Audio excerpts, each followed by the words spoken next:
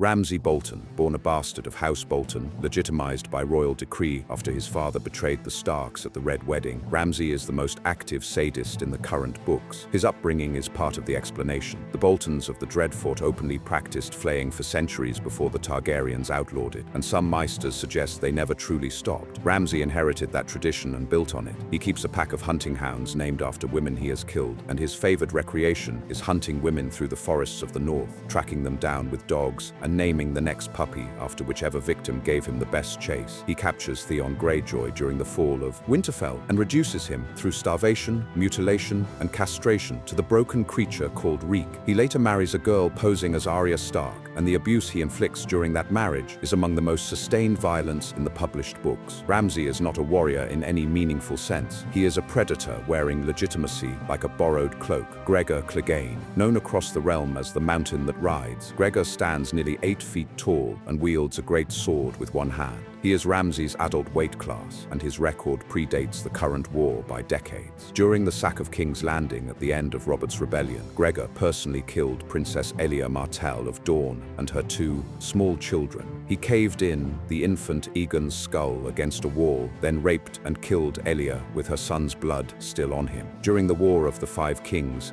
he leads the raids that leave entire Riverlands villages crucified along the roads as a warning. At Harrenhal, he tortures prisoners for information, for coin, and for his own use, and the Meisters assign to his household note that Gregor suffers from blinding, chronic headaches that may have some relationship to his behavior. The headaches do not explain the specific choices. Gregor hurts people because hurting people is the only consistent interest he has ever shown. Joffrey Baratheon, crowned king at the age of 12 following the death of Robert Baratheon, Joffrey is the sadist the books refuse to let readers look away from. He is young, he is in absolute power, and he is given every indulgence at exactly the age when an untreated cruelty needs limits rather than rewards. He orders Ned Stark's execution on the steps of the Great Sept against every adult council in the room. He has Sansa Stark beaten by his Kingsguard in public for the crimes of her brother. He orders prostitutes tortured for his entertainment. As a child, he is recorded cutting open a pregnant cat to see the kittens inside, and he graduates from that to firing crossbow bolts at servants. What the books specifically document through the Tyrion chapters is that Joffrey's cruelty becomes more confident as his reign continues. He is not born this way. He is built this way, mostly by being given no limits and an expanding sense of what his crown entitles him to do with other people's bodies. Maegor Targaryen, the 3rd Targaryen king, half-brother of Aenys, and the reason the dynasty began writing the word tyranny into its own chronicles. Maegor took the throne through dragon warfare and institutional terror. His war against the faith militant was a political necessity by the standards of his supporters, but Maegor conducted it with a personal enthusiasm that exceeded policy. After the battle beneath the God's Eye, he ordered hundreds of surviving warriors' sons castrated before their execution. He killed 3 of his own wives under circumstances ranging from accidental to openly murderous. He ordered the architect of the Red Keep and the workers who built its tunnels put to death so that no one living would know the castle's secret passages. Maegor died on the Iron Throne itself, in the middle of the night, alone, the blades of the throne cutting into him. Some accounts blame assassination. Others suggest the throne itself refused him. Either way, his name became a warning passed down to every Targaryen who followed. Aerys II Targaryen, known to history as the Mad King, Aerys is the direct cause of Robert's rebellion and the fall of his own dynasty. The early accounts describe him as charming, even promising. By the end of his reign, he was almost unrecognizable, with long, yellowing fingernails, hair and beard matted past recognition, and teeth rotting because he was too paranoid to allow a barber near him with a blade. His cruelty became pyromaniacal. Aerys developed an obsession with wildfire and had his pyromancers stash caches of it beneath the floors of the Red Keep, beneath the Great Sept of Baelor, beneath the gates of the city, and beneath the slums of Flea Bottom. He burned men alive for imagined offenses, and according to Jaime Lannister's memory of it, he was visibly aroused by the act. He burned Lord Rickard Stark alive in his own armor, while forcing Brandon Stark to watch his father cook and strangle himself, trying to reach a sword placed just beyond his grasp. Jaime killed Aerys before the wildfire caches could be ignited. That act made Jaime the Kingslayer, and it is also the reason King's Landing still exists. Vargo Hoat, a sellsword captain from the free city of Cahor. Vargo Hoat leads the Brave Companions, a free company so loathed that even the lords who hire them call them the bloody mummers behind their backs. Hoat has a pronounced speech impediment, which made him a figure of mockery throughout his early career, and his response to mockery became his signature. He removes hands and feet. His method is to keep captured nobles alive for as long as possible while taking their limbs one at a time, extracting ransom and, by all accounts, entertainment. He is the man responsible for taking Jaime Lannister's sword hand at Harrenhal. He does so partly out of calculation and partly out of a simple pleasure in wounding a Lannister. Hoat's end is one of the few moments the books offer something resembling a verdict. Gregor Clegane takes Harrenhal from him and keeps Hoat alive for weeks, feeding pieces of him to his own sellswords. By the time Hoat dies, most of him has been eaten. Euron Greyjoy, the crow's eye of House Greyjoy, older brother of the late King Balon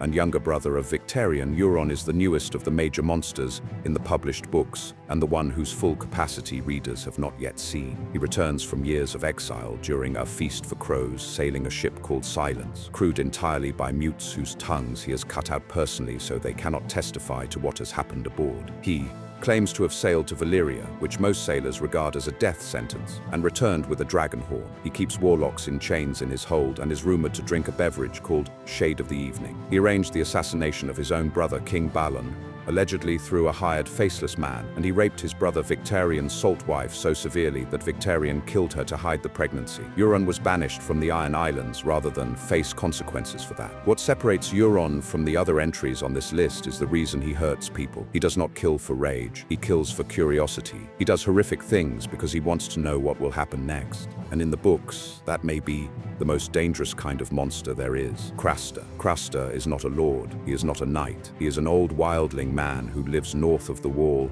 in a miserable keep with no walls, surrounded by his 19 wives, all of whom are also his daughters. His system is the one the books describe with the least emotional language, which makes it more disturbing rather than less. He takes his daughters as wives when they reach maturity. He fathers more children with them. His daughters give him more daughters, and the cycle continues. Every male child born to Craster's line is carried out into the cold and left for the others. This is his offering. This is his bargain. The Night's Watch knows about it. The Night's Watch has known about it for generations. They kept visiting Craster's keep anyway because it was the only shelter on the route north. When the Watch finally breaks into open mutiny over Craster's food stores, he is killed. But the horror of Craster is that he existed undisturbed in plain sight for decades, and the institutional response was a shrug and a meal. Roose Bolton. Roose is Ramsay's father, and the books position him carefully as the more dangerous of the two. Ramsay is loud. Ramsay is obvious. Ramsay leaves evidence. Roose is the man who taught Ramsay, restrained him, and used him. His cruelty is organizational rather than personal.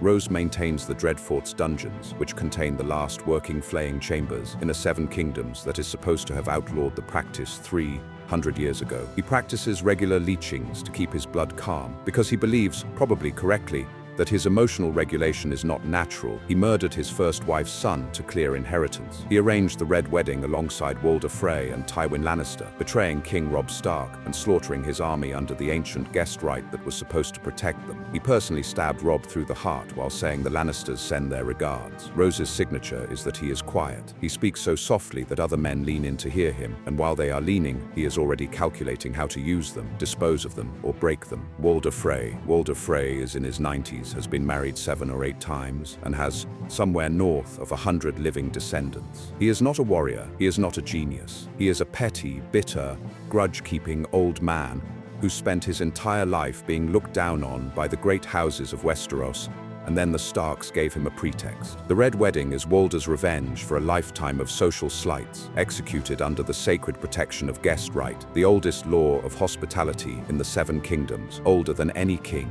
Walder's men served King Robb and his mother Catelyn bread and salt, guaranteeing their safety under gods and men. Then Walder's musicians put down their instruments, picked up crossbows, and slaughtered the entire Stark party in the middle of a wedding feast. Catelyn's throat was cut in front of her son's corpse. Robb's direwolf, Grey Wind, was shot through the cage bars. Robb's body was beheaded, and his wolf's head was sewn onto his shoulders as a final mockery. Walder's cruelty is not spectacular. It is spiteful. He broke the oldest law of the land because somebody made him feel small at a dinner years earlier. Qyburn. Qyburn was stripped of his Maester's chain by the Citadel for conducting experiments on living subjects. The other Maesters, an order that has members who have cut tongues out of slaves and bred humans for size, decided that Qyburn had gone too far. That is the context for every Qyburn scene in the books. In the current-day events, Qyburn is attached to Cersei Lannister's inner circle, and his specialty is the quiet removal of problems. He interrogates the Blue Bard, a prisoner, using methods that are never fully described on the page but leave the man a drooling husk. He takes possession